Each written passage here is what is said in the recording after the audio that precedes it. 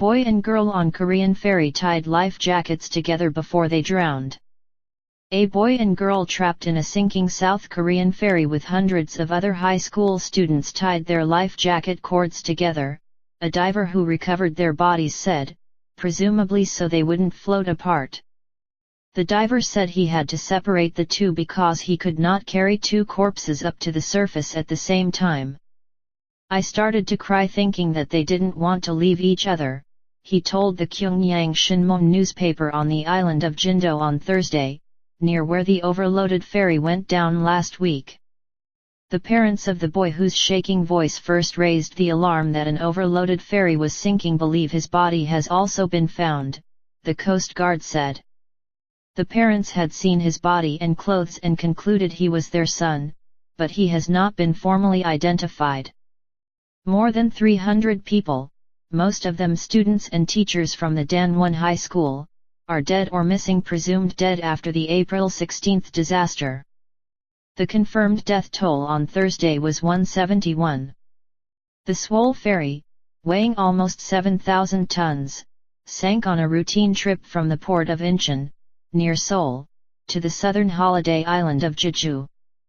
Investigations are focused on human error and mechanical failure. Prosecutors said on Thursday that they had raided two shipping watchdogs, the Korea Shipping Association and the Korea Register of Shipping, as part of their expanded investigation into the disaster. Yonhap News Agency said they would investigate whether ship safety certificates were in order. The objective was to investigate malpractices and corruption in the entire shipping industry, Song In-taik, head deputy chief prosecutor at Incheon District Prosecution Service, told reporters. Prosecutors have also raided the home of Yoo Byung-un, the head of a family that owns the Kongheejin Marine Co. Limited, the company that operated the Swole. They had also seized another ferry run by the company to check for safety.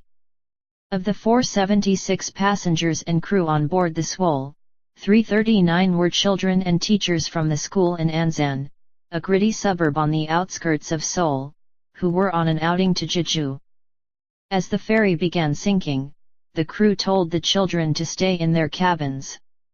Most of those who obeyed died. Many of those who flouted or did not hear the instructions and went out on deck were rescued. Some of the bodies had their hands held tightly like fetuses to try to keep warm, a newspaper said. Classes at the school resumed on Thursday with banks of floral tributes surrounding photos of each of the victims, dressed in their school uniforms. Almost 250 teenagers and teachers at the school have died or are presumed dead. Fellow students filed past, offering white chrysanthemums and somber tributes.